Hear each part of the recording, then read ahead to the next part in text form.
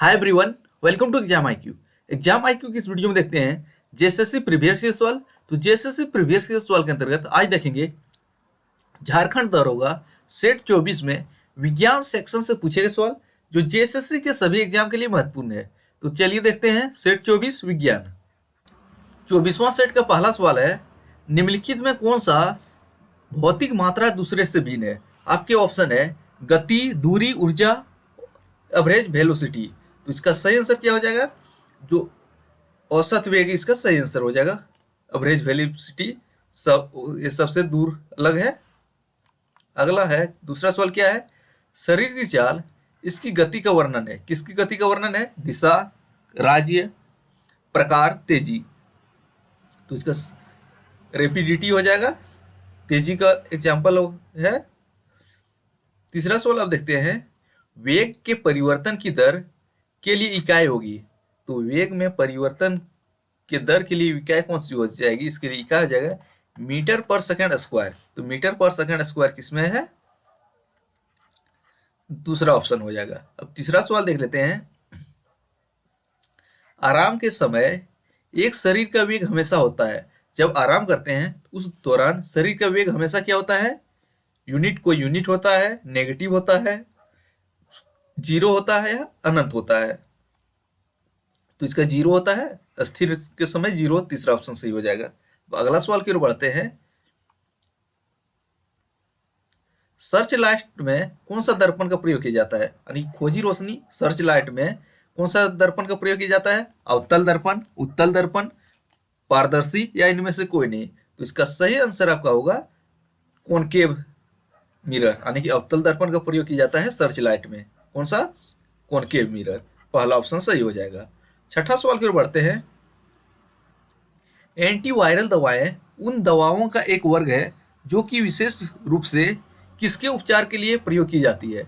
तो एंटीवायरल दवाएं किसके उपचार के लिए प्रयोग की जाती है?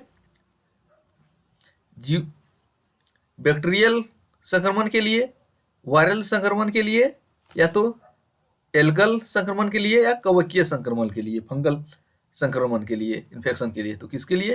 तो एंटीवायरल जो है ये वायरल इन्फेक्शन के लिए, यानी कि विषाणु संक्रमण के लिए उपयोग किया जाता है। तो सही आंसर दूसरा हो जाएगा। सातवां सवाल आप देखते हैं, लेंस की शक्ति को किसके रूप में परिभाषित किया जाता है? तो लेंस सबसे पहले जान लीजिए, लेंस की शक्ति की मात्रा डायोप्टर है, जिसको क्या से डिनोट किया जाता है? डी से।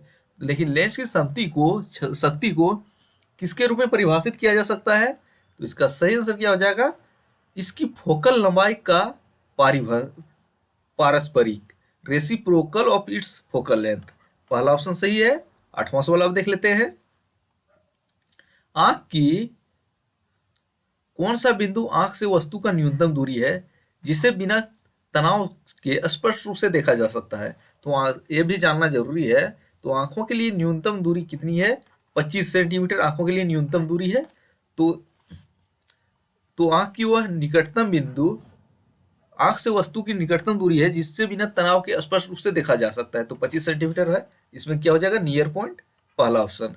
नौवां सवाल देखते हैं, परंपरागत रूप से धाराओं की दिशा को इस प्रकार लिया जाता है। तो किस प्रकार लिया जाता है?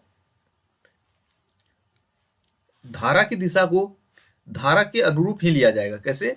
सकारात्मक शुल्क के साथ प्रवाह की दिशा, यानी कि धारा जिस दिशा में लिया जाता है, लेकिन लगभग उसी दिशा में लिया जाता है, लेकिन कुछ कुछ इन्वर्स लिया जाता है, लेकिन लगभग प्रायः है। तो परंपरागत रूप से तो हो जाएगा पॉजिटिव डायरेक्शन में। चौथा सवाल, सकारात्मक शुल्क के प्रवाह की दिशा। 10वां सवाल देखते हैं, एक स्ट्रिंग से बंधा हुआ एक पत्थर एक चक्र में घुमाया हुआ है, जैसे कि यह परिक्रामी है, रस्सी अचानक टूट जाएगी तो क्या होगा? यानी कि एक पत्थर को बांध लेते हैं और रस्सी से इसको चारों तरफ घुमाए रहा है, तो क्या होगा? जब रस्सी ये टूट जाएगा तो क्या होगा? तो होगा पत्थर का स्पर्श रेखीय रूप से उड़ते हुए जाना, स्पर्श रेखीय रूप से उड़ते हुए दूर चला जाएगा। तो पहला ऑप्शन सही हो जाएगा। 11वां सवाल देखते हैं, निम्नलिखित में संबंध कोई दिया है, इसमें औसत गति, समय और दूरी के बीच संबंध को सही ढंग से कौन दर्शाता है? एवरेज स्पीड और गति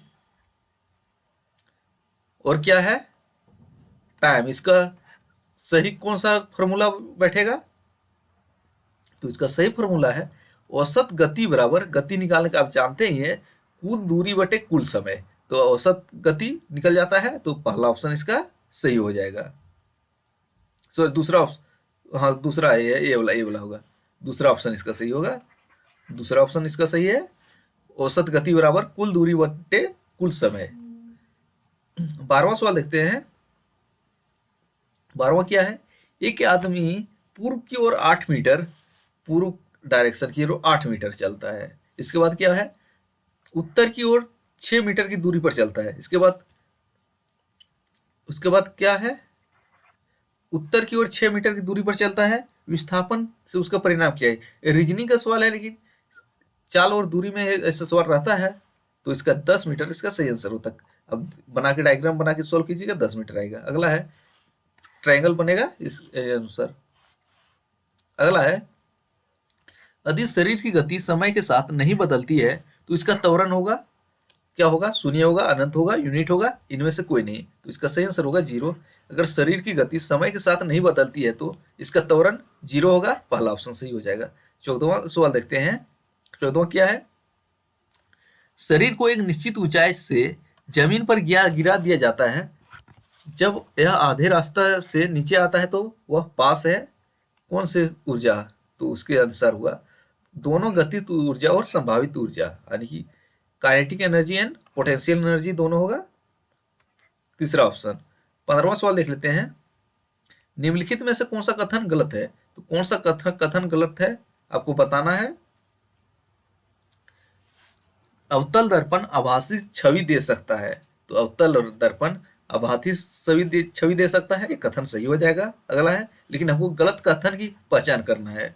अवतल दर्पण आभासी, उत्तल दर्पण आभासी छवि दे सकता है, ये भी सही ही होगा। अगला है, अगला क्या है, अवतल दर्पण कम आभासी छवि दे सकता है, ये कथन गलत है, जेएसएससी ने माना था। उत्तल दर्पण सही तस्वीर दे सकता है, ये भी सही है। तो इसका सही आंसर हो जाएगा तीसरा ऑप्शन। 16वां सवाल देखते हैं। मकई के बीज में भोजन इसमें जमा रहता है, तो क्या कहाँ जमा रहता है, कोटी लेंडोस, एंडोस्पर्म, सीड कोड, भ्रूण।